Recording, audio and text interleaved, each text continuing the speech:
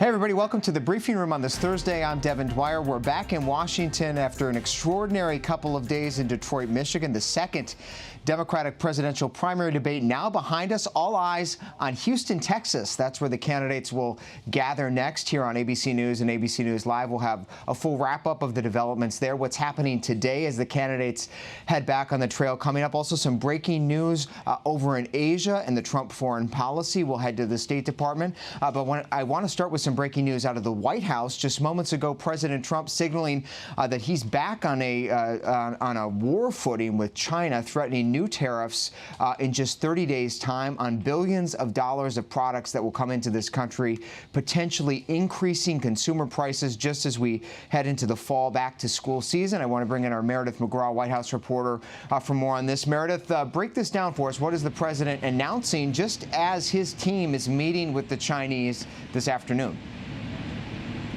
Devin, this is a major escalation in a trade war with China. President Trump just tweeted this afternoon that he's putting a 10% tariff on $300 billion worth of Chinese goods. Now, that means virtually everything that China imports to the United States will be impacted now by some form of tariffs. And this could eventually raise prices on consumer goods, on everything from your iPhone to the apparel that you wear. And, of course, the president has already imposed 25% tariff on $250 billion in imports. The Chinese have done that in return. And, Meredith, this sort of caught everybody by surprise this afternoon because the president had just met with Chinese President Xi Jinping recently. He had seemed to back off of this trade war, certainly because he's been taking some heat in key parts of the country as the campaign heats up. That's right. President Trump just met with Chinese President Xi when he was over at the G20 in Japan, and they decided to put a ceasefire on this trade war, and the president backed off of his threat to impose tariffs. Now, of course, that ceasefire ended today, and it comes on the heels of a visit by Treasury Secretary Mnuchin and Trade Representative Lighthizer to Shanghai for negotiations that really didn't seem to go anywhere. President Trump has signaled that he still wants these talks to go on, but it's unclear how this move might impact those future negotiations. And the president's pointing his finger at China for not purchasing American agricultural goods and stopping the sale of fentanyl. And he also said that the Chinese might be dragging their feet because they're hoping that he might not be reelected in 2020. But as you said, these tariffs aren't very popular in many of the states. President Trump will need to get reelected in 2020. And so a tougher line as he heads into the fall campaign. Also, though, Meredith, we should caution everybody. We know this president has deployed these tactics before. He issues a threat. He backs off it as a negotiating tactic. Has happened many, many times, including in the tariff war with China, the border fight, of course, with Mexico. So we'll see if these actually take effect. If they do, thank you, Meredith, it would have a significant impact on consumers in this country. For more on that one, I want to bring in our business reporter, Taylor Dunn, with our business team up in New York. Taylor, great to see you. So for the average Joe at home, 10%, $300 billion sounds like a lot. What does that actually mean for folks who go and buy Chinese imported products at stores all over the country?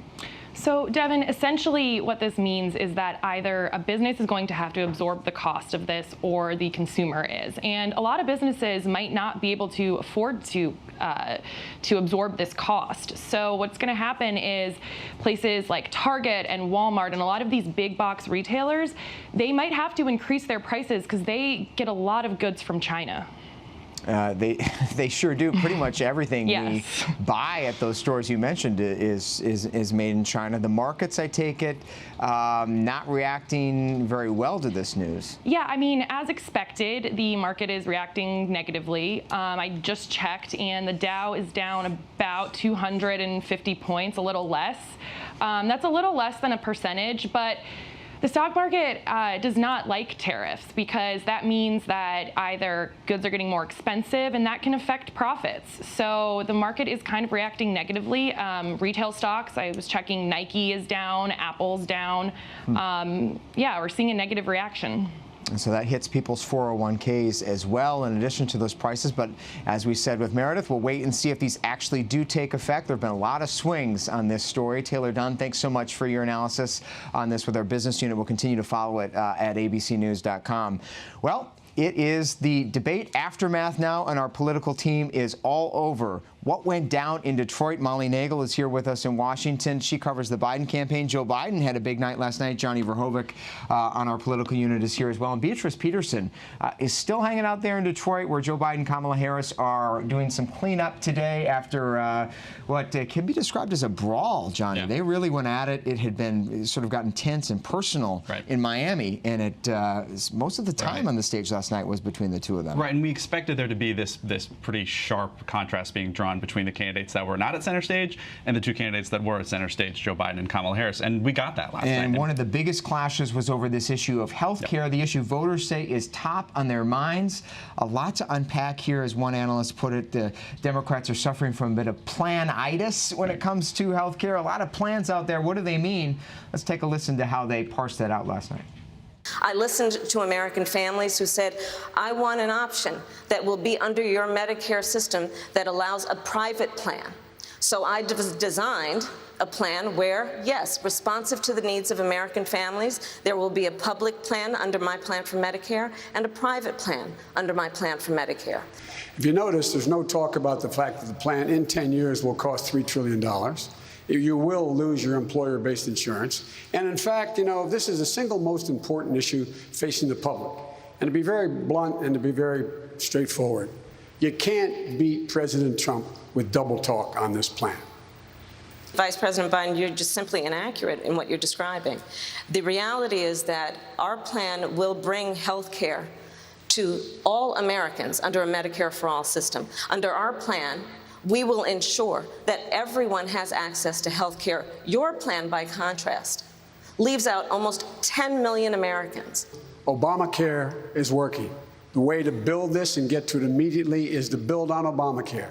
Go back and take back all the things that Trump took away, provide a public option, meaning every single person in America would be able to buy into the option if they didn't like their employer plan, or if they're on Medicaid, they'd automatically be in the plan. It would take place immediately, it would move quickly, and it would ensure the vast majority of Americans. In the meantime, what happens? Did anybody tell you how much their plans cost? My plan cost $750 billion. That's what it costs, not $30 trillion. Thank you, Mr. Vice President. Yeah, I don't understand why Democrats on this stage are fear-mongering about universal health care. It makes no sense. Ask the American people. They are sick of what the pharmaceutical companies are doing to them. Ask them what they feel about the health insurance companies. They feel it's holding back their families because they can't get the coverage they need. They get a lot of no's. They don't get a lot of help from health insurance companies. Why are we not going to be the party that does something bold? The Republicans are trying to kill Obamacare.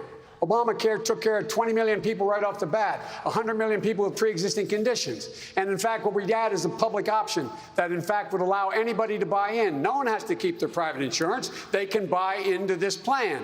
So this idea is a bunch of malarkey, what we're talking about here. The fact of the matter is, and Molly, Biden is picking up right where he left off today, a few minutes ago, at a diner in downtown Detroit. He talked about defending his plan, defending Obamacare, wrapping himself in the presidency of Barack Obama today. Yeah, and I mean, you hear a classic Joe Biden there. This is a bunch of malarkey.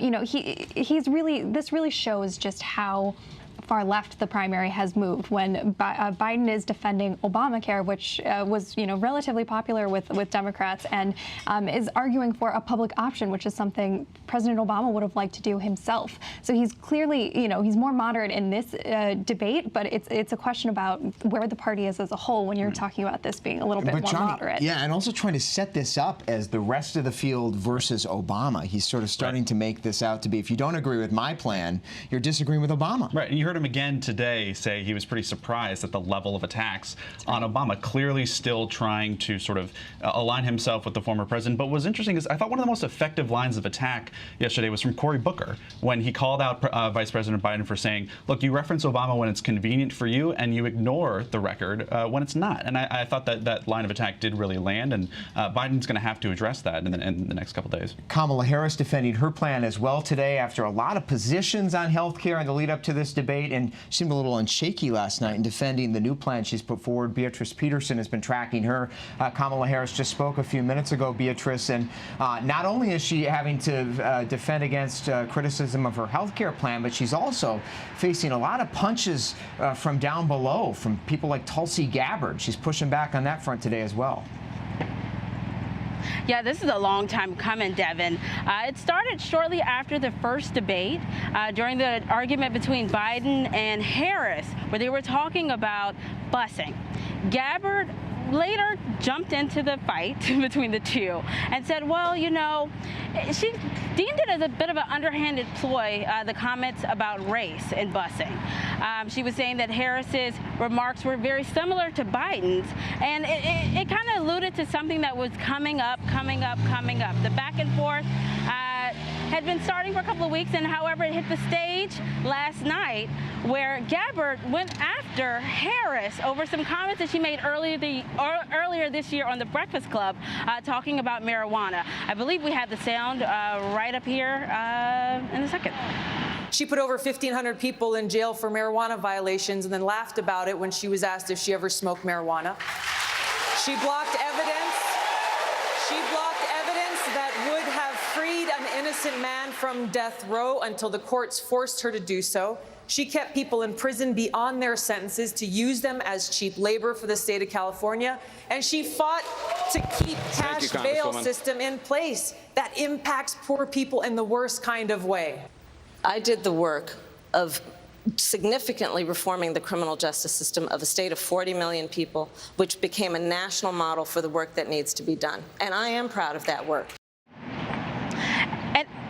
And it was a big moment for Gabbard. A lot of people were saying to me personally, who are African American, that they related to some of the arguments that she had against Harris. So we'll see how this plays out. Gabbard is trying to make her way to the third debate stage, where she has to hit 2% in 3 more polls and 130,000 unique donors. Devin? All right, Beatrice Peterson forced in Detroit after a raucous evening there. Great to see you, Beatrice. Thanks so much for your reporting, and thanks to Molly Nagel, who's on the Biden campaign. Much more ahead from Joe Biden this week as well. Thank you, guys.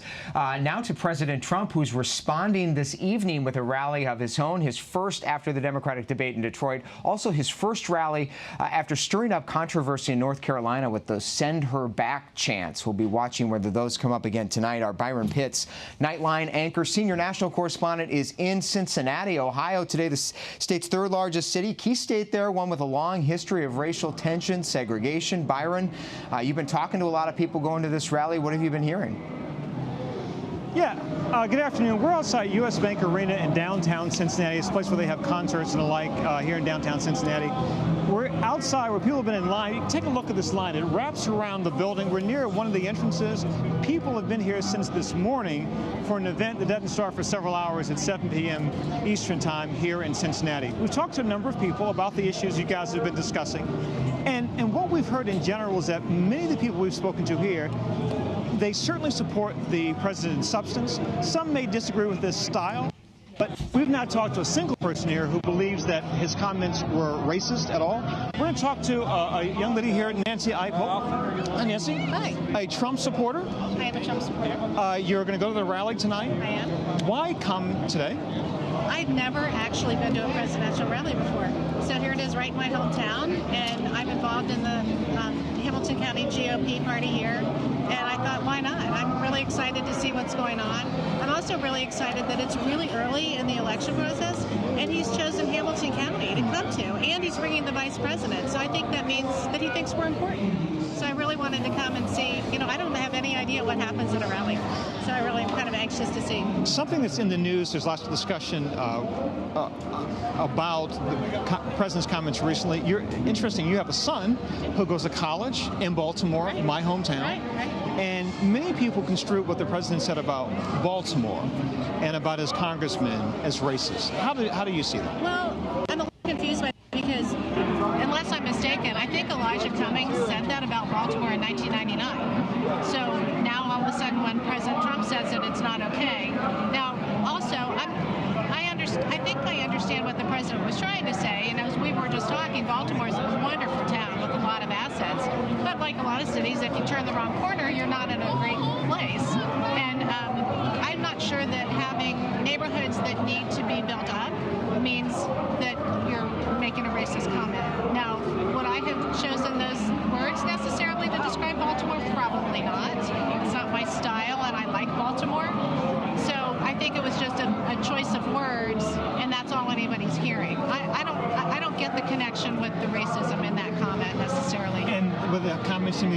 about send them back, referring to the women of color members of Congress? Yeah. Well, I think I know in other elections when particularly like famous Hollywood people will say, oh, if so-and-so's elected, I'm going to move to Canada. And I kind of feel like, please let me buy you a one-way ticket, because this is an amazing country with incredible assets, and we're so privileged. And if you don't like it, there are other places to live. Go ahead and leave. But I don't see that as a racist thing. I see that as a don't criticize it, work to make it better, or there's plenty of other places you can go live. You are a supporter of President Trump. Give me a quick laundry list of why you think he's doing good for the country. Well, he's making good on all of his campaign promises, and I've gotten so tired over the years of politicians on all over the place making campaign promises that they really have no intention of ever keeping. So I've been impressed that he made campaign promises and he's following through. Our economy is great. I've seen our city and our county and my neighborhood around me is just booming with new growth and business and apartments being built for young people and new stores, new restaurants. And politics is really local. It's how is it affecting my life right here today? And the economy's great. His approval rating by the Republican Party is over 85%. Any concerns about this president, whether in substance or style? I don't know if concern's the right word. His style's really different, but what I like about it is that you always know where he stands. He's very direct. Whether or not it's a style that I would use or that I would, get excited about, maybe not always. But the suggestion that he's racist, you reject that completely. I don't know. Because with the media, a lot of times, and especially social media, we get little snippets. We don't get the whole story. And so a lot of times you're hearing things that are not in context. So I'm not going to be what he's being accused of. I'm not going to accuse him of being something when I don't really have the facts. Thank you so much. Sure, thank you. Enjoy your first rally. Thank you. So guys, that situation here in Cincinnati, there are a couple of people who've been affected by the heat. It is warm here today, but it has not discouraged the enthusiasm. You feel it. This sort of reminds you of a sporting event, right? You see all kinds of characters in the crowd, but by and large, the people here are Trump supporters. They're excited to see the man they voted for and will vote for again. And they sure will. Byron Pitts, thanks so much for that, Byron. Really interesting perspective. Important to hear those voices. Appreciate it. Thanks so much. Much more from our team on the ground in Ohio tonight as the president holds his re-election campaign rally. Now, for a different perspective on this, I want to bring in Johnny Verhoeven again to talk a little bit more about how the president himself has been talking about both the Democratic debate and these racist allegations. And let's take a look, Johnny, at the president's tweet as he heads out to Ohio this afternoon. He said of the Democratic field last night, he said he watched the stage last night. The people on stage last night were not those who will make America great again, he said, or keep America great. He said our country now is breaking records in almost every category, from the stock market to the military to unemployment. We have prosperity and success like never before. And he goes on to say we're respected around the world. I'll keep it that way. I will never let you down. We will only grow bigger, better, and stronger together, right. Which sort of was surprising to me, because take a look at this picture.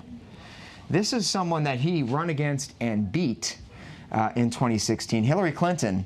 That was her campaign slogan, Stronger Together. In fact, it's the title of her book. There it is. So the president there actually cribbing from Hillary. Right. Taking her slogan. Who knows whether or not that was a little slight at his old opponent? It might have been a slight, but is anybody buying that? I don't think the irony is lost on many minority communities in the country right now. No, it's not. But I think you also see in the president's tweet there what his fundamental argument that he sometimes tries to make but doesn't always stay on message about, which is the economy.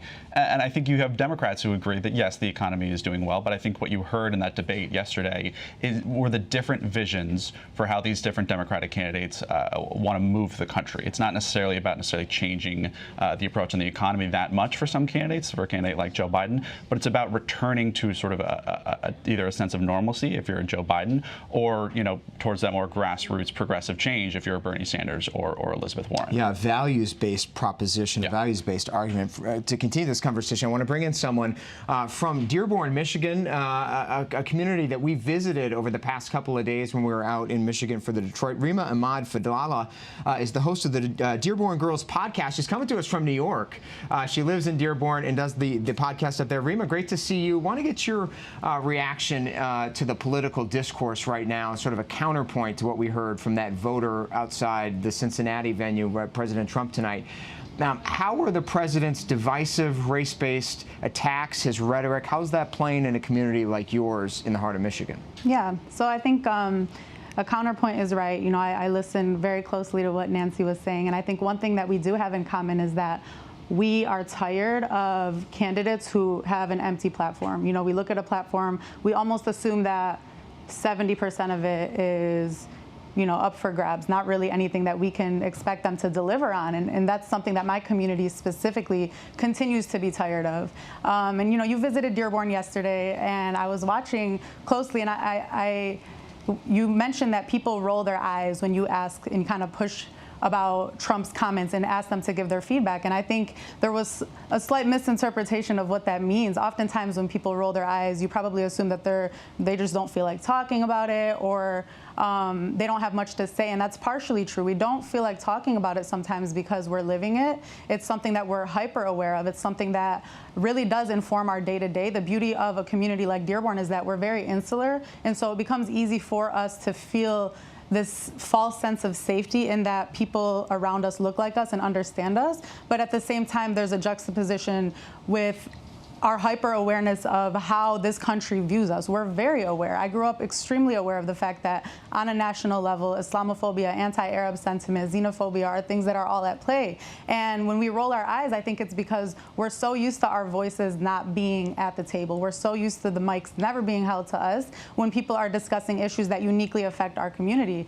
And so when we think about tweets like "Go back home," I mean, and I mentioned this before, I think my favorite parts about this country were built on the backs of Black people specifically and minorities, immigrants. My community is a community of immigrants. We've brought amazing things to the city of Dearborn. The city of Dearborn, don't quote me on the exact number, but I think is around 86% private sector. That wouldn't be the case without my community. When we immigrated, we really bolstered the economy. And that's just not something that's being told when we say things like, "Go back home. If you don't like it, do something about it." We are doing something about it, and that's just not really a fair narrative to say. Yeah, the Dearborn community, we should remind everybody, is the largest Arab American community in the country, right in the heart of Michigan, critical state in our 2020 election, and no stranger to a lot of this divisive debate. And I'm sure many of our viewers remember back in 2012, the Terry Jones burning Korans controversy really put you guys on the map in the spotlight at that point as well, sort of caught a lot of Dearborn residents off guard at that time. Why are you coming here? Why are you making this into such a big issue? How does it make you feel when you hear the president fueling this discourse, and how do you cope as a community that seems to be getting on just fine, very successful, wonderful people when we visited there?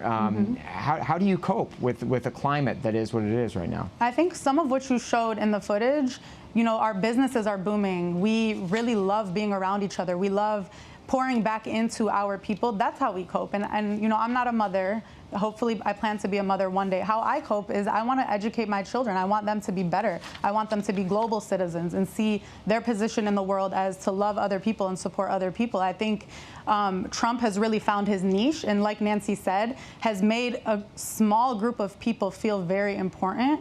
And the difference, so, you know, my community has yet to feel that way, and that's why we aren't really civically engaged on a national level the way that we should be. The difference between Trump making a community like whatever community, you know, people like Nancy feel very special and important is that he does so at the expense of the livelihood and the safety of other people, whereas other candidates that you know, we would hope would represent us wouldn't be doing so at the expense of other people. They might not be agreeable, but they're not challenging the safety and the livelihood of other communities. And I think it's very easy to forget that when you don't have to think about those things every day. And so sometimes we roll our eyes because we're tired of talking. We'd rather do.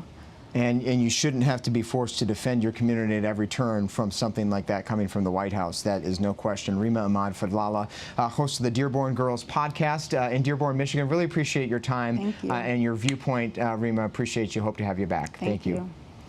Finally now, some breaking news overseas on the Korean Peninsula. Let's go straight to the State Department where our Connor Finnegan is tracking this. Some late breaking, Connor, coming in right now. New projectiles launched by the North Koreans. Yeah, that's right, Devin. Kim Jong-un is clearly sending a message to President Trump. A short while ago, a U.S. official confirmed to ABC News that North Korea has launched another projectile. It's the third launch in a little over a week now. And clearly, the North Koreans are trying to express that they are upset about coming military exercises between South Korea and the U.S.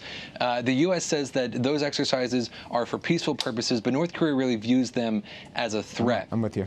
Now, this is the first, as I said, the third launch in just the last week. It's also been a month now since President Trump and Kim Jong-un met at the demilitarized zone in late June. And since that time, we were expecting working-level talks to begin between North Korea and the U.S. But John Bolton, the National Security Advisor, said today that there has been no communication from North Korea to the U.S., that they're still waiting to hear about these working-level talks. Those talks are critical for moving the ball forward now on denuclearization, on North Korea dismantling its nuclear weapons program. Mike Pompeo said today, while in Bangkok, Thailand, that he's still optimistic that talks will happen at some point shortly, but there's been only one meeting between the U.S. and North Korea since that DMZ meeting. It was for the White House to hand-deliver photographs to the North Koreans of President Trump and Kim Jong-un's meeting. And there are also no talks, Connor, between the United States and Iran. As much as President Trump would like that, he's announced, as you reported yesterday, some new sanctions on Iran's top diplomat. That's not likely to go over well. And then on the good news column, we should mention that there are continuing talks quietly, not getting a lot of attention from average Americans, but the U.S. and the Taliban negotiating an end to America's longest war in Afghanistan. And you're learning there could be some developments in the next few weeks. Yeah, it's pretty amazing, Devin. For the first time in nearly 18 years of war, the U.S. and the Taliban may be close to actually signing some sort of peace agreement. That's according to the chief U.S. negotiator, Zalmay Khalilzad. He's about to head into his 8th round of talks with the militant group, and any deal could be coming within a matter of weeks, a U.S. official told me today. A deal would have 4 pillars in particular: a national ceasefire for the Afghan people. It would kick off with sort of a national dialogue between the Afghan government, civil society, and other leaders, and the Taliban to finally get them all in the room. It would require the Taliban to commit to not allowing Afghanistan to become a safe haven for terrorism, which is the reason that the U.S. first invaded Afghanistan in 2001. And, of course, it would include a U.S. withdrawal, troops finally coming home, perhaps fully from Afghanistan.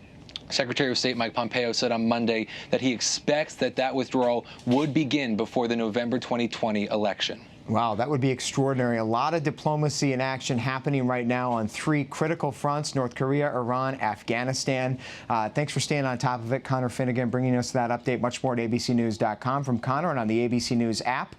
Thanks so much for joining us here on this Thursday in the briefing room. We're here every day, 3:30 Eastern Time, 5:30, 6:30 as well. Tell your friends, download the ABC News app. Join us on Hulu Live, Roku, Facebook Watch as well. I'm Devin Dwyer in Washington. Hope to see you tomorrow.